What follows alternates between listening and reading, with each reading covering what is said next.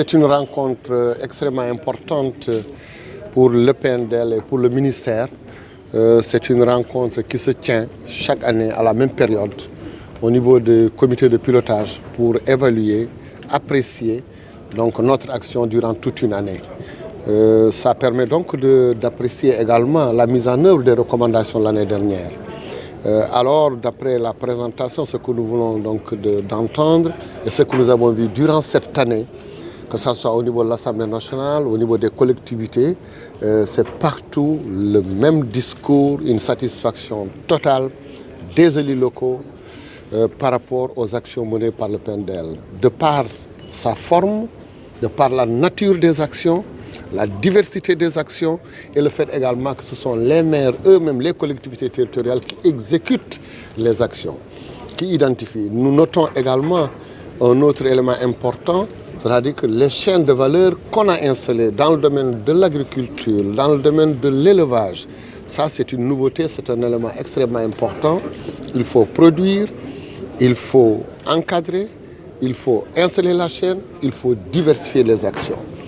Et un autre élément également qui est à l'actif du PNDL, c'est le fait que dans le désenclavement, on a installé des pistes rurales. Ces pistes également ont été donc notées, en tout cas signalées, comme des éléments de satisfaction. Mais il s'y ajoute que le président de la République lui-même a décidé d'accompagner donc le monde rural en installant ce qu'on appelle le PACASEN rural. Lors de la grande journée nationale de la décentralisation, où déjà, pour lancer ce projet, le président de la République a décidé de mettre 20 milliards donc, dans ce projet.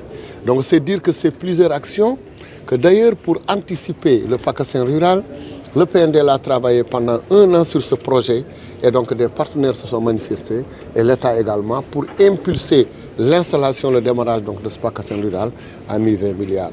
Donc tout compte fait, on peut se dire que ce comité donc, qui se réunit aujourd'hui nous permettra de faire le bilan, d'apprécier au niveau des réalisations, d'échanger avec l'ensemble des membres et de définir et de valider également de nouvelles orientations, de nouvelles recommandations.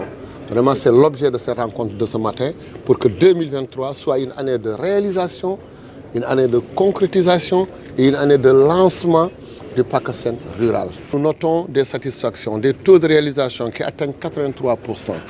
Ou même 87%, donc c'est des éléments de satisfaction. Mais dans un autre projet également, on a vu que le taux de décaissement était faible. On était à 56%. Ça, c'est à améliorer.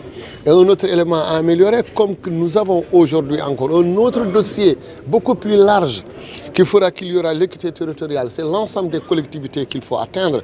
Ça appelle de notre part un autre type de management, une ouverture et également des capacités, donc des ressources humaines qualifiés de haut niveau pour mettre en œuvre cette directive du président de la République.